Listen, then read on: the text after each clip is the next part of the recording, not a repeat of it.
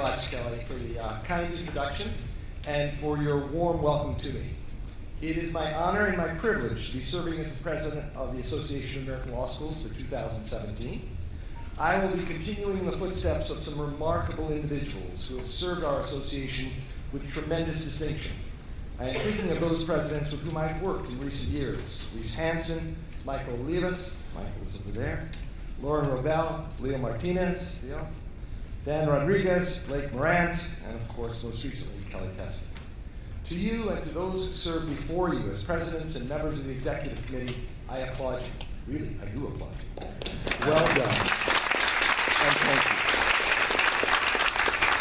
And I need to emphasize what a terrific job our executive director, Judy Areen, who's sitting right in the front here, has done over the last few years. Judy, you've accomplished so much in such a short period of time, and you've done it with true grace and kindness. Thank you.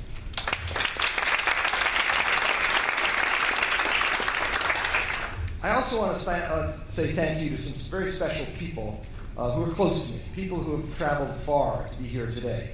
Richard and Susan Feibel from Irvine in Southern California, Tina and Dick Morgan from Idaho. Rich and Dick were classmates of mine, and our families have been close for, yikes, more than 40 years, and we remain close over this entire period. And the person closest to me, and this goes back even farther, my dear wife, Becca Marcus. Thank you.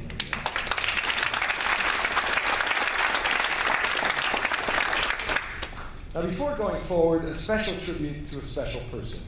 It's a sad moment. Just a few months ago, we lost someone very close to many people here. Dan Bernstein was my close friend, my mentor, my advisor. He was a wonderful person, and he will be very sorely missed. As I look around this room today, I see many friends who've been instrumental in moving forward our process of legal education over a long period of time. I also see quite a number of you who have more recently moved to the Academy. You are fortunate indeed. For you may look forward to great rewards and challenges, and you will have the opportunity to meet some of the very best and brightest in our nation, people who will change the direction of our country for decades to come. In recent addresses by the AALS presidents, we've heard of great challenges and changes legal educators are facing. We are still facing them, certainly. And over the last several days, we've listened to thoughtful people discussing just such matters. Today, and over the course of the next year, while I will surely look to such matters, I wish to focus on something related, yet different. What I have in mind is the role of our schools and our colleagues in providing access to justice for our fellow citizens. Before looking to that role, though, let me offer some preliminary thoughts regarding the problems out there.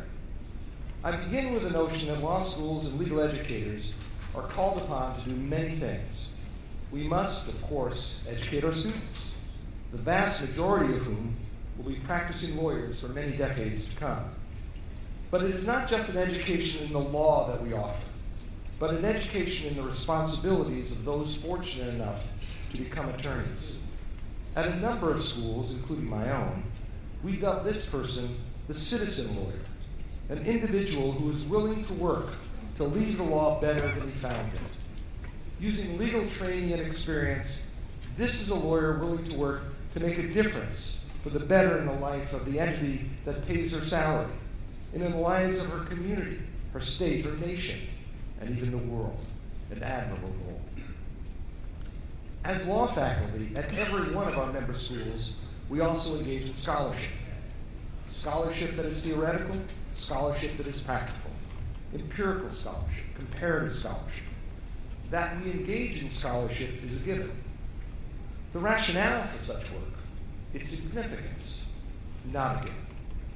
For me, an excellent and concise reason we engage in scholarship was expressed very well by one of the newest members of our executive committee, assuming the vote goes as we would hope it would, Erwin Chemerinsky, in writing the foreword to a University of Michigan symposium. He asked the question, why write?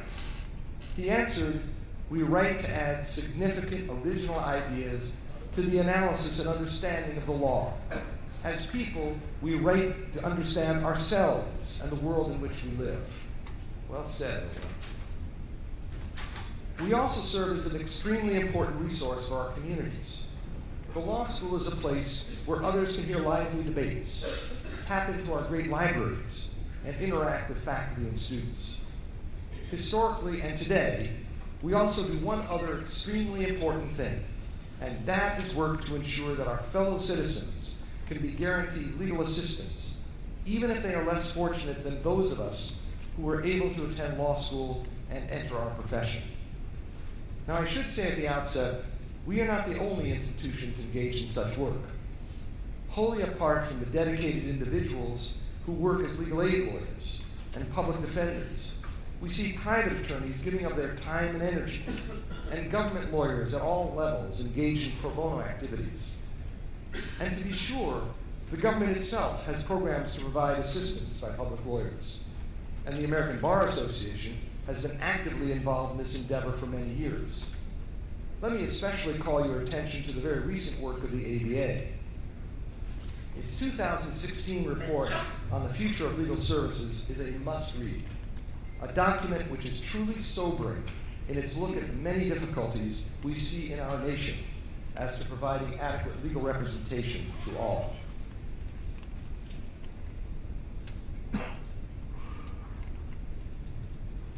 With the organized bar, it is not just the ABA, but also state and local bar associations across the nation. Operations such as the Alabama and Mississippi Volunteer Lawyer Projects, the San Francisco Justice and Diversity Center, the Washington State Moderate Means Program. And many of the U.S. law firms have outstanding programs designed to help provide such access and also to assist law schools in this endeavor. I call your attention to a few such firms, large organizations with which I am personally familiar, such as Hutton & Williams, which has partnered with the University of Virginia to establish an office by the law school, employing 2 recent law graduates who work out of the local legal aid program. Aaron Fox and DLA Piper, working with Georgetown to establish a law firm for recent graduates to represent people who can't get free services, but also can't afford to pay a lawyer. Morrison Forster, based right here in San Francisco, which has its lawyers teaming up with law students to provide assistance to Iraqi refugees. Kilpatrick Townsend, which partners with community organizations in a range of programs, such as domestic violence issues and deterring human trafficking. Covington and Burling, which engages with law students to support a New York restorative justice program for delinquent youth. Hogan Loveless, which has lawyers going into the community to provide aid to those seeking to establish businesses in impoverished communities in the U.S. and across the world. These and law firms across the nation provide millions of hours of pro bono assistance every year, millions. Yet even with such efforts and the work of lawyers employed to help the disadvantaged, tremendous needs remain. I have worked principally in the criminal justice area, so I will begin with the somewhat shocking situation out there as to the unmet needs for lawyers. Professor Cara Drynan of Catholic University wrote recently, "Indigent defense systems across the nation operate with far too little money, resulting in a host of interrelated consequences. Public defenders carry excessive caseloads. They have inadequate, if any, access to investigative and expert assistance. They cannot meet with and counsel their clients effectively and in a timely manner. Many indigent defendants make unintelligent waivers of their right to counsel. They endure months in jail without hearing a status report from their lawyers. They fail to secure pretrial releases from jail and either agree to plea bargains or go to trial without adequate discussion or preparation." That's on the criminal side. The gap on the civil side, just as troubling.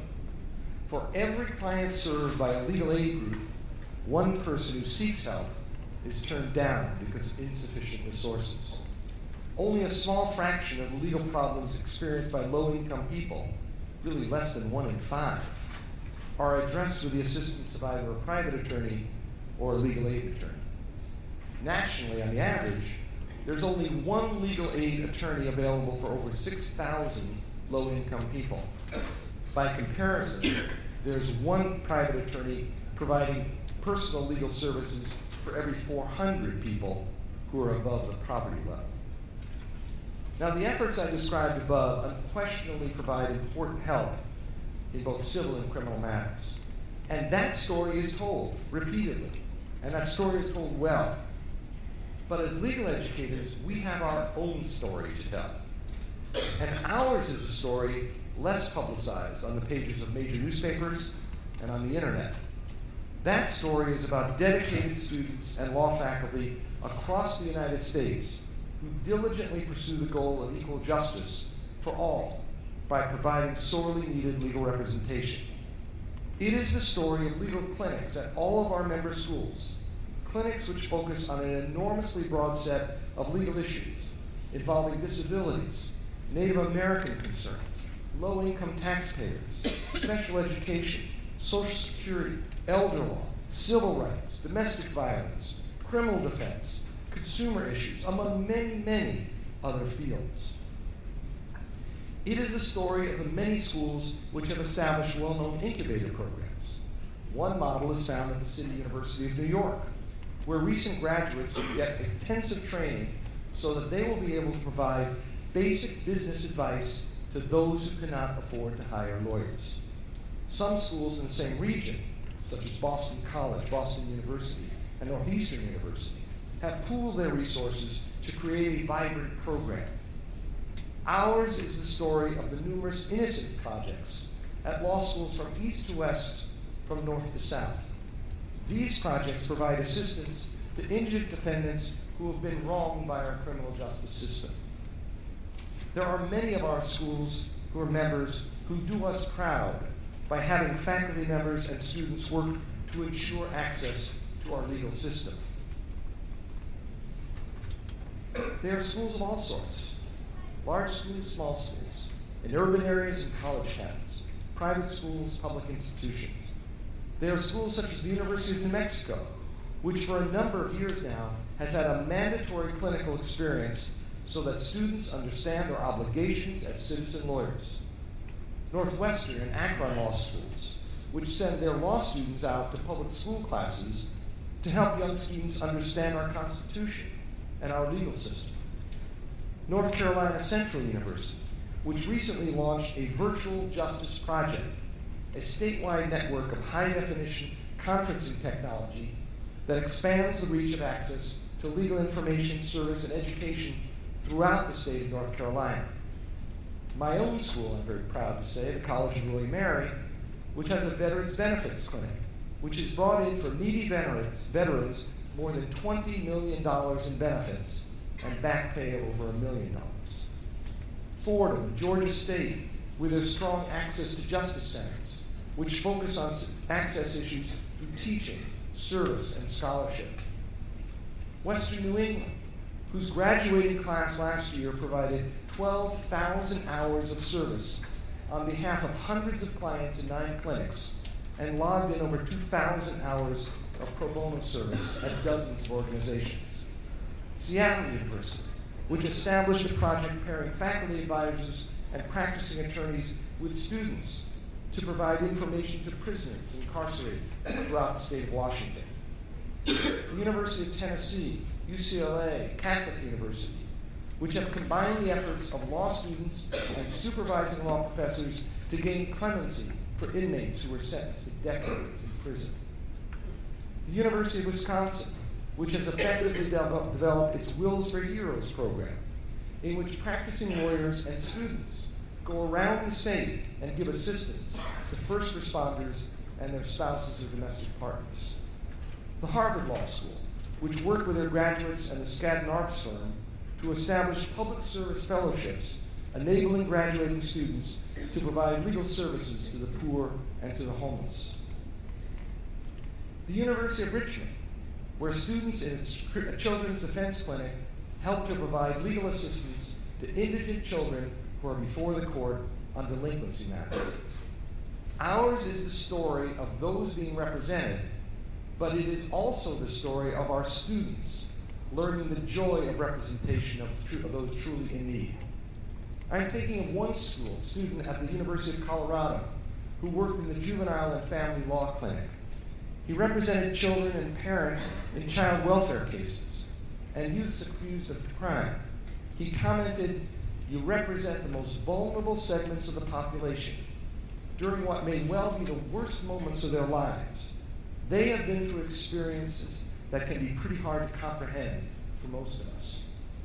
Or students at the SUNY Buffalo Domestic Violence and Women's Rights Clinic, who speak of helping to change the lives of victims, survivors, and others in need. Or a student at the University of Wyoming, who with her professor argued successfully in the Denver Immigration Court on behalf of their detained client from Eritrea. Here's what she said. My client will no longer wonder if he has somewhere to live safely. Today, my client will, for the first time, know that he can stay somewhere permanently without fearing torture. I'm not happy because I won. I am happy because I helped save my client's life. This larger story of what we as legal educators can do and what we and our students are doing to assure fairness in law for our less fortunate citizens is an exhilarating and an uplifting story. Two justices of the Supreme Court asserted forcefully the need for equal justice. And let me just paraphrase Lewis Powell and Thurgood Marshall. Justice Powell wrote, "Equal justice under law is perhaps the most inspiring ideal of our society.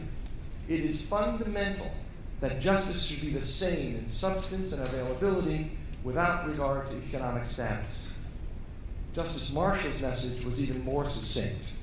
To promote justice is the foundation of all our American democracy. Our efforts as legal educators in attempting to assure this ideal is a story truly worth telling. Over the course of the coming year, I am planning to encourage all of us to promote this notion of equal justice. I intend to tell our story to our colleagues, to our students, and more broadly, to judges, lawyers, and the entire community. It is quite some story. Thank you very much.